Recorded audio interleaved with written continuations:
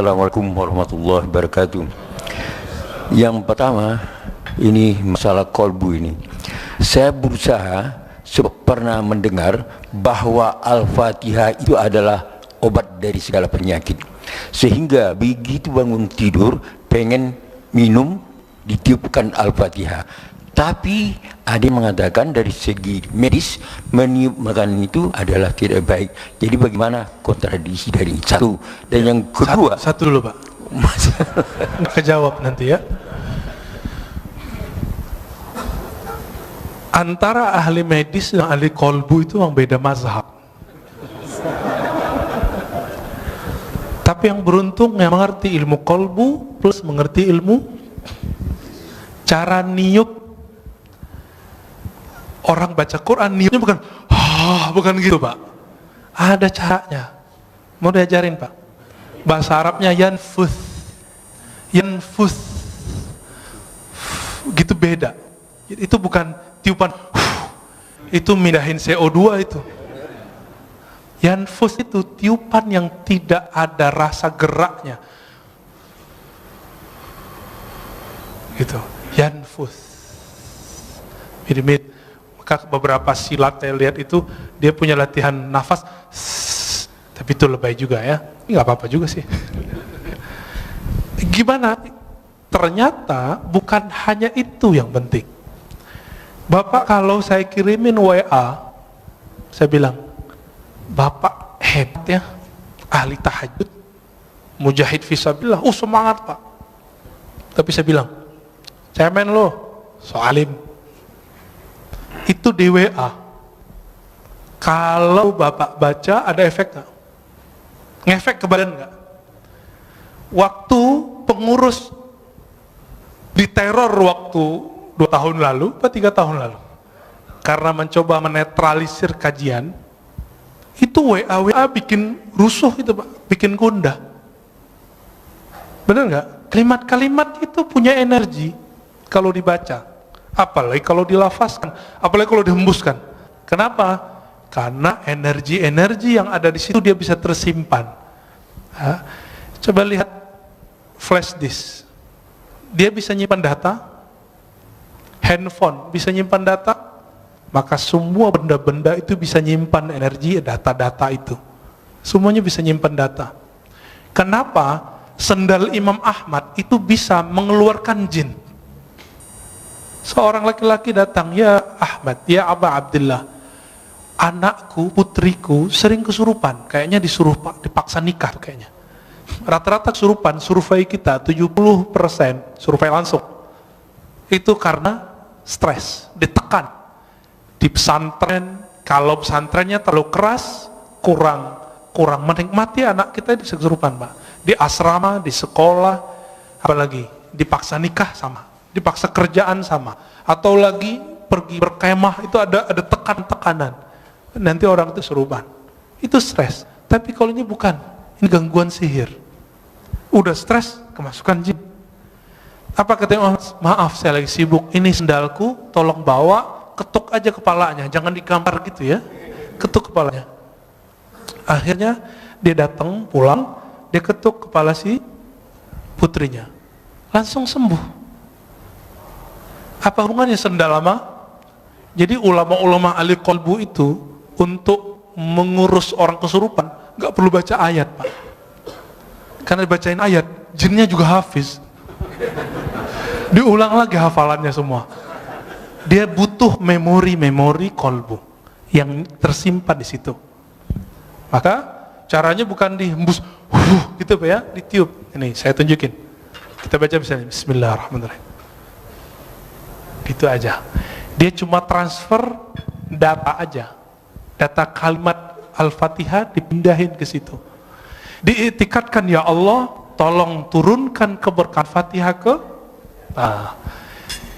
Abu Sa'id Al-Khudri udah bertahun-tahun diajarkan Al-Fatihah oleh Nabi. Tapi satu kali sebelum pulang Nabi panggil, ya Abu Sa'id, nanti sebelum pulang kamu temuin saya. Karena dia punya bakat ngobatin. Nggak semua orang punya bakat ngobatin Pak. Jadi Bapak ini kalau nggak punya bakat ngobatin, walaupun hafiz Quran, apalagi cuma hafil qul huwallahu ahad, jangan coba-coba ngeruqyah. Abu Sa'id orangnya berani, nekatan orangnya. Apa kata Nabi? Nih, saya kasih kamu hadiah. Ditunggu-tunggu, ternyata yang dibaca Nabi apa? Al-Fatihah. Tapi baca Fatihahnya beda zauknya, beda waridnya, beda ahwalnya ketika baca Fatihah saat sholat. Saat sholat baca Fatihah itu isinya adalah khudu, kerendahan kolbu. Di saat ini ada zikir obat di situ. Muncul sebuah riwayat hadis dhaif. Al-Fatihah shifaun min kulli da. Fatihah itu obat segala penyakit. Hadis dhaif, tapi Imam Ibnu Qayyim, murid Ibnu Taimiyah, Imam Salafi mengatakan apa? Ini mujarab. Fatihah itu mujarab. Benar Pak, mujarab Pak. Cobain aja Pak. Terus gimana lagi setelah ditiup? Tutup dengan salawat Allahumma sholli ala Sayyidina Muhammad wa ala ali Sayyidina Muhammad. Lalu minta doa, ya Allah, berkahi air ini, jadikan dia obat untuk tubuhku, badanku. Gitu Pak. Jadi jangan pindahin CO2-nya. Oke? Ya. Yang kedua, satu lagi aja. Tambuh. Tambuh cia. Ya. Begini Ustaz. Jadi di dalam kita menetralisir diri ini, kami sering praktik bahwa menangis itu adalah lambang kecengengan. Jadi kami berusaha untuk tidak menjadi orang cengeng bagaimanapun perasaan, untuk berusaha tidak menangis, sehingga memang sulit untuk menangis. Sedangkan dikatakan kamu membaca Al-Quran itu cobalah menangis, kalaupun tidak bisa menangis berpura-pura menangis. Nah, kontradiksi lagi. Bagaimana Ustaz? Makasih. Hadis Iqra'ul Quran wabqa alaihi fa illam tabku fatabaku. Itu hadisnya dhaif tapi boleh diamalkan. Bacalah Quran, menangislah. Jika kamu tidak sanggup menangis, maka kenapa susah nangis? Karena nggak pakai kolbu. Coba urus dulu kolbunya. Nanti Pak, kami 40 hari, saya cuma diizinkan sebelum maghrib baca Quran sama guru saya. Kamu obatnya sekarang kolbu dulu. Fatihahnya, ayat yang lain nanti aja dulu. Dosisnya nanti. Maka saya dulu waktu umur 13 tahun, karena ada kewajiban sekolah harus hafal as-sajadah, sebelum maghrib saya baca as-sajadah, baca aja. Tahu-tahu 40 hari udah hafal. Ketika selesai 40 hari, selesai zikir kolbu, saya baca Quran. Baru di Bismillahirrahmanirrahim, udah nggak sanggup baca lagi. Tersenduh-senduh Pak. Cengeng nggak? Enggak. Saya saat itu merasakan yang ngirim Quran itu ngomong, lagi kirim. Di zaman-zaman dahulu, zaman-zaman masih pakai surat, kalau orang rindu, maka dia bukalah surat yang ada di lemari, surat dari kekasihnya. Masih ingat nggak? Dibuka, beberapa orang nangis. Dulu saya masih ingat, bapak saya pertama saya ke Jakarta itu kirim surat Ananda gitu ya. Itu surat saya simpen itu. Sekarang karena pindahan nggak tahu nih masih ada, kayaknya masih ada. Ya. Kalau saya rindu, dulu kan belum ada handphone seperti sekarang.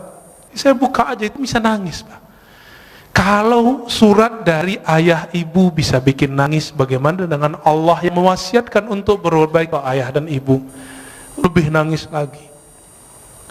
Maka munculkan dulu zikir kolbunya, baru kita, inilah ayat pertama, Iqra bismi rabbik, bacalah nama Rabbmu. Jangan pakai dengan itu kalau bahasa Indonesia kesannya dengan nama, kesannya beriringan. Padahal bi di situ li taukid, bacalah benar-benar nama Rabbmu. Siapa nama Rabb kita? Allah, itu zikirnya Allah. Terus semakin kuat menabung nama Allah itu, karena Allah itu besar, maka akan muncul tangis. Tangis itu nggak cengeng Pak. Tangis itu satu tetesnya mampu memadamkan api neraka. Cengeng nggak? Yang cengeng itu nangis kemana-mana, nggak bisa memadamkan api neraka. Api kemarahan istrinya nggak bisa marah Pak. Ya. Apakah itu cengeng? Tidak. Di Quran banyak sekali ayat-ayat yang menyebutkan salah satu ahwal para kekasih Allah adalah nangis. Ya bukun, ya, mereka nangis.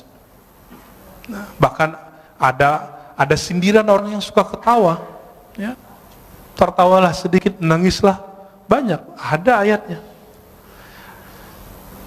Ini terakhir, Pak. Imam Al-Hafiz Abdul Awwal Abul Waqt As-Sijzi Al-Harawi, guru dari Ibnul Jauzi, guru imam ahli hadis, pakar hadis palsu, didatangi oleh seseorang. Dia pengarang kitab Arba'un Al-Buldaniyah. Ketika dia datang, dia bilang, wahai tuan guru Abul Waqt Abdul Awwal, aku sudah lama ingin ngaji kepadamu, dan aku beruntung dapat keberkahan semajlis denganmu. Mendengar itu, Imam Abdul Awwal langsung nangis. Apa kata beliau? Lau araftani, kalau engkau mengenal aku, mazurtani, engkau tidak akan ziarahi aku. Kalau engkau tahu aibku, engkau tidak akan memandang keberkahan ada padaku. Lalu beliau nangis dan semua yang hadir nangis. Apa kata beliau? Kami dapat hadis, ribuan kali dapat hadis, tapi kalimat yang barusan kami dengar lebih kami sukai dari semua hadis yang selama ini kami dengar. Baru sebutkan hadis. Dikasih makan nggak mau makan beliau. Kenapa? Sudah nangis duluan. Jadi majelisnya ahli qalbu dari dulu itu nangis. Dan Imam Abdul Awwal ketika sakaratul maut, murid-muridnya ngumpul. Apa kata salah satu muridnya? Gurunya ini zikir dalam qalbunya, tapi muridnya nggak dengar. Kata si murid yang agak kurang sopan, si muridnya dapat hadis, lakinu mautakum la ilaha illallah, talkinkan orang yang sakarat la ilaha illallah. Wahai tuan guru, baca la ilaha illallah, kata si murid. Apa kata gurunya? Aku sudah di dalamnya, ngapain kamu tegur-tegur lagi? Aku lagi asik, jangan diganggu lagi. Lalu terus menyebut Allah, ya Allah. Dan ketika Allah itu terus dibaca dan belum meninggal dalam keadaan menyebut ya Allah. Udah. Inti la ilaha illallah di mana? Allah. Kalau enggak ada kalimat Allah, ada enggak la ilaha illallah? Nah, inilah talqin pertama yang saya dapat dari guru saya, Syekh Muhammad Nuruddin, yang tadi saya cerita di awal. Yang ketika beliau wafat jadi hujan lebat. Apa kata beliau? Zikir itu intinya satu, Allah. Kan semua zikir Allah melahirkan la ilaha illallah paling tinggi, lalu bawahnya Allahu Akbar, lalu bawahnya Subhanallah, lalu bawahnya Alhamdulillah, lalu di bawahnya la haula wala quwwata illa billah, semuanya Allah, Allah, Allah. Maka kalau zikir nggak ada Allahnya, zikirnya hampa. Maka mulai dari zikir kolbu, insya Allah kolbunya selamat. Nanti Bapak bisa nangis, Pak. Ya, ada lagi. Ini khusus majelis senior nih ya, pantasan remisa buat majelis senior. Bismillahirrahmanirrahim. Ustaz, Ya. Assalamualaikum warahmatullahi wabarakatuh. Assalamualaikum warahmatullahi. Saya pagi ini dapat guru kolbu nih. Alhamdulillah. Ya, alhamdulillah. Guru Bapak di samping, Pak. Ini saya kenal beliau 40 tahun yang lalu, Pak. Yang ahli kolbu beliau, Pak. 40 tahun yang lalu bersama beliau saya. Alhamdulillah. Ustadz Siregar. Ya. Beliau masih bujangan waktu itu, Pak. Ya, sekarang istrinya masih satu, Pak. Satu, alhamdulillah. Ya. Putranya satu. Tadi saya sempat ngobrol sama beliau, luar biasa. Tolong Pak, pada saat Pak Ustaz menemukan belajar kolbu itu, siapa cerminnya? Sekian, wassalamualaikum warahmatullahi wabarakatuh. Ini tanya bertanya itu, Pak, ya. Saya jawabnya dua. Tapi itu tergantung makomnya kita. Maka yang Bapak rasakan, yang guru Bapak katakan sebelumnya, itu belum tentu yang saya dapatkan. Oke? Kalau secara ilmu hadis, al-mu'min mir'atul li akhihi. Mu'min itu cerminan bagi saudaranya. Itu secara hadis. Tapi secara ilmu kalbu, cerminan hakiki itu adalah nur Muhammadiyah, nur Rasulullah sallallahu alaihi wasallam. Disitulah orang bisa bercermin. Orang bercermin ke Nabi itulah yang disebut bersanad. Kalau dia tidak punya cerminan ini, nggak punya sanad ini, dia tidak bisa memantulkan cahaya Allah tabaraka wa ta'ala. Kenapa Rasulullah cerminannya? Karena Rasulullah yang paling lengkap mewarisi, dapat memantulkan semua asmaul husna. Ada masuk air putih, keluar air putih. Masuk nama Ar-Rahman, maka muncullah kesayangan Rasulullah ke semua umat. Itulah wa ma arsalnaka illa rahmatan lil alamin. Muncul Ar-Rahim, maka Nabi SAW mencintai itu surat laqad ja'akum Al-Bara'ah ayat terakhir, bagian 2 terakhir. Wabil mu'minina raufur rahim. Wabil mu'minina raufur rahim. Kawan Hal-Hallaj, tapi beda mazhab, beda tariqah. Namanya Imam Asy-Syibli. Beliau itu ketika wafat dapat kabar dari seseorang. Seseorang ini memuliakan imam ini. Lalu ditanya dalam mimpi, orang ini bertemu Rasulullah. Wahai Rasulullah, kenapa engkau memuliakan Syibli? Apa jawaban Rasulullah dalam mimpinya? Bagaimana aku tidak memuliakannya? Dia telah menjadikan aku cerminannya. Setiap selesai sholat dia berikan, laqad ja'akum rasulun min anfusikum azizun alaihi ma anittum harisun alaikum bil mu'minina raufur rahim. Allah sebut Nabi dengan namanya. Rauf itu nama Nabi, nama Allah. Rahim itu nama Allah. Allah jadikan Nabi itu jadi cerminnya. Maka siapa yang bercermin bersenat kepada Rasulullah, kalbunya bercahaya. Maka ketika orang sholat Allahu Akbar, dia harus bercermin Rasulullah di depannya.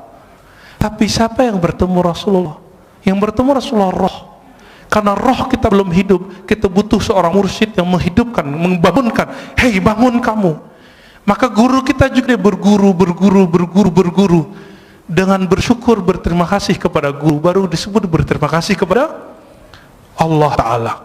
Maka ketika orang berguru, itu cara bercermin kepada Rasulullah Sallallahu Alaihi Wasallam. Itu yang saya dapatkan. Mungkin yang Bapak dapatkan, guru Bapak dapatkan beda, ya. Tapi kalau ilmunya dari Allah pasti sama. Pasti sama. Beda-beda ibarah. Ya, Ustaz, singkat aja. Okay. Assalamualaikum Ustaz. Terakhir Pak ya. Iya Ustaz. Ustaz, apakah betul Ustaz Ya. Nabi Ibrahim alaihissalam itu dibakar? Kan sifat api itu diambil sama Allah menjadi dingin. Jadi pertanyaan saya ini Ustaz, betul nggak sih itu ibu-ibu yang sedang masak itu masakannya tidak ada matang karena sifat api ditarik sama Allah? Oke. Itu terima kasih Ustaz. Jangan dipakai lagi Pak ilmu itu ya. Jangan dipakai lagi zikir itu. Zikir itu kata Imam Abu Ali Ad-Daqqaq kasilah, seperti pisau, seperti senjata. Sampai di tangan wali jadi karamat, sampai di tangan fasik jadi sihir. Sama-sama zikir. Sama-sama zikir. Sampai di orang nakal jadi pelet. Sampai di orang tamak, maka waqiahnya bukan untuk ketemu Allah. Waqiahnya supaya ngumpulin harta. Dia rajin waqiah, rajin haji umrah. Sekarang umrah udah nggak boleh. Mau minta ke siapa lagi? Ini mau proyek nih, umrah dulu nih. Sekarang Allahnya nahan dulu. Gak usah khawatir ya. Kita sedih, tidak ada orang umrah. Dalam sejarah umat Islam itu udah biasa. Bedanya dulu kaum Tartar datang nyerang, nggak ada umrah, nggak ada haji. Kalau sekarang yang nyerang virus ya, corona. Dulu ada ta'ud namanya. Dan jadi ini bukan kejadian pertama, dan ini bukan pertanda kiamat sebentar lagi, tahun ini sudah keluar Dajjal, bukan ya, itu hoax itu. Kalau ya dari dulu dong keluar Dajjalnya. Majelis kita jangan dirusak oleh hadis-hadis palsu. Salah satu hadis palsu yang berkembang hari ini adalah kalau Ramadan hari Jumat maka terjadi dentuman 15 Ramadan, muncullah dukhan, nanti kekacauan di Arab. Arab itu udah kacau udah lama. Setelah Nabi wafat, para sahabat Khulafaur Rasyidin meninggal. Itu Arab sampai hari ini kacau. Gak berhenti Bapak baca sejarah. Saya hobi baca buku-buku sejarah. Kitab Al-Bidayah wa Nihayah Ibnu Katsir 14 jilid kita khatamkan karena kita tahu kapan saja ada konflik. Ibnu Khaldun, ya, Rihlah Ibnu Battuta, Tarikhul Islam Ibnu Zahabi sama menyebutkan tahun yang sama, gak beda. Jadi nggak usah khawatir, insya Allah nanti Allah angkat, ya Allah marfa'anna. Maka doa kunut sekarang hampir wajib. Namanya kunut subuh plus nazilah. Ya, kalau bisa ditambahkan kepada imam, tolong kasih tahu, Allah fa'idfa'annal bala wal waba. Ya Allah tolak bala dan wabah dari kami, wabah virus. Ya, insya Allah Allah jauhkan. Jadi kalau flu insya Allah nggak corona Pak, insya Allah ya. Kalaupun kena, waqina syarra ma qadait. Apa arti waqina syarra ma qadait? Kalaupun kami kena, tapi tolong haluskan kenanya ya Allah. Insya Allah nggak parah. Kalaupun parah, Allah ambil nyawanya langsung biar nggak susah hidupnya. Gitu. Jadi jangan diamalin lagi Pak ya. Ya. Kalau ada teman Bapak kasih tahu, jangan coba-coba pakai zikir itu untuk menahan biar ibu-ibu nggak matang. Biasanya itu kalau orang ke resto tuh ya, dikerjain dapurnya. Di kampung saya dulu banyak. Sekarang orang-orang udah banyak yang soleh Pak. Ya.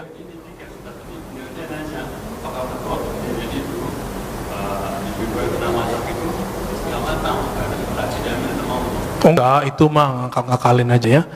Yang pasti di situ muncul kaidah Ahlussunnah. Apa kaidah dalam akidah Ahlussunnah? Api itu tidak membakar karena zatnya, tabiatnya. Karena hukum konstannya enggak. Tapi api itu membakar karena izin Allah. Apa kalimatnya? Ayatnya gimana Ustaz? Ya nar kuni bardan wa salaman ala Ibrahim. Wahai api, jadilah kamu kuni itu kan asalnya kun, karena nar itu dia bukan benda yang berakal, disebut kuni, disebut dia feminim pakai ya, kuni, hendaklah kamu menjadi keadaannya dingin. Maka kalau api selama ini panas itu karena Allah emang titahkan kamu bakar. Sampai sekarang di kampung kita masih banyak ilmu debus, nggak pakai sihir. Cuma pakai sholat 2 rakaat, zikir sesaat, mereka langsung nggak kebakar. Tapi kita cek di luar itu nggak bisa dia ya. Itu cuma karena dia zikir. Dia lagi ngamalin Bismillahirrahmanirrahim, ya duru, ingin bukti. Jadi dia lagi ngamalin ilmu Nabi Ibrahim. Ya Allah, saya pengen bukti kalau benar ayat ini, benar hadis ini, kalau siapa yang bersama Allah tidak ada yang menyakitinya, buktikan aku ambil api, jangan bakar diriku.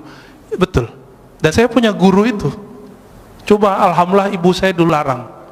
Almarhumah ibu saya mengatakan, kamu mau jadi apa? Gak usah belajar itu. Lalu ketemu guru kami yang lain, Maulana Kasril namanya, mau jadi emosional atau jadi penyabar? Saya jawab, ya penyabar lah. Kalau mau jadi penyabar, hindari ilmu-ilmu kebatinan, meskipun boleh secara hukum syariat. Maka saya nggak belajar ilmu-ilmu aneh Pak. Ini belajarnya ilmu silat lidah aja. Ya, jadi tidak benar semua api saat itu cuma satu api, tidak semua api. Ya, siapa juga yang masak saat itu? Ya, ya itu khayalan orang lagi mentafsir. Tahir Pak Mirwan. Assalamualaikum warahmatullahi wabarakatuh. Assalamualaikum. Tadi Ustaz katakan Sayyidina Umar ya minta kepada Bilal supaya azan mengingatkan kita kepada Rasulullah sallallahu alaihi wasallam. Kebetulan tadi juga imam kita Hasanuddin Sinaga jadi imam. Sinaga apa Siregar? Sinaga, sorry. Kita rindu suara beliau ini. Karena tahun 97 dulu beliau ini imam di sini. Alhamdulillah. Makanya kita rindu. Ini siapa yang bawa ini? Bang Adek tadi ya. Kalau bisa sering-sering bawa Bang Adek. Alhamdulillah. Yang kedua mengenai tunggu dulu. Alhamdulillah lupa. Iya. Tadi apa ya? Mengenai suluk tasawuf di kampung saya itu banyak Ustaz. Oh iya. Ya. Cuma kami dulu sebagai pemuda menganggap ini ilmu Apa ini? apa ini pelajarin ini. Nah, Iya. setelah di Jakarta ternyata Pak Ustadz memberikan yang sebenarnya, ya bagaimana ilmu itu dilakukan, sehingga Pak Ustadz yang masih muda, masih seumuran anak saya, tapi emosinya tidak tinggi, sementara saya masih meletup-letup ini. Gimana kira-kira Ustadz? Demikian. Assalamualaikum warahmatullahi wabarakatuh. Assalamualaikum warahmatullahi wabarakatuh. Betul, orang berguru, berlatih, bersanad, istiqomah, dia melewati umur fisiknya. Maka guru-guru kami, di mudanya mereka sudah jadi syekh. Syekh itu artinya orang tua. Dan saya dikasih gelar syekh oleh guru saya umur 27. Umur saya sekarang 34. Jadi masih jauh dibandingkan imam kita. Tapi umur 12 tahun saya sudah belajar zikir, alhamdulillah. Umur 13 kita riyadhah. Dan riyadhah itu latihan itu, riyadhah artinya latihan yang berulang-ulang. Kami kerjakan sampai hari ini. Sampai hari ini. Kami nggak perlu banyak-banyak ilmu, dikit tapi kami amalkan. Zikir itu dari pangkal sampai ujung, zikir intinya cuma Allah. Maka kami zikir Allah setiap hari. Itu aja setiap hari. Guru saya mengatakan, hei, kamu mau bahas apa saja, semua wali zikirnya ini. Betul, kita udah ketemu banyak wali-wali Allah, dan semua zikirnya ini. Gak lepas dari nama ini. Dan ternyata inilah warisannya Nabi Muhammad SAW, yang orang banyak lupa. Orang kalau nuzul Quran cerita apa, gak cerita zikir. Ya. Orang cerita zikir, bahasnya sunnah bid'ah lagi, enggak jadi zikir-zikir. Ya. Yang di kampung bapak itu, bapak yang Aceh kan, ya, itu ada Syekh Muda Wali. Syekh Muda itu gelar khas orang Sumatera Barat. Jadi orangnya masih muda, dia disebut Syekh, tapi muda, maka disebut Syekh Muda, Syekh Muda Wali. Tapi tinggal di Aceh, orang Jamek, tamu orang Aceh. Tapi mereka entah lebih tua dari orang Aceh, Pak. Karena orang Aceh kan campuran. Ada India, Pakistan, bahkan macam-macam di situ. Arab apalagi. Jadi kalau orang Aceh rasis nggak boleh. Kenapa? Semua kita pendatang di tanah ini. Siapa yang tahu kita ini asli Jawa, Sunda, Padang, Kalimantan? Siapa yang tahu? Dicek genetiknya, ternyata wong Cino.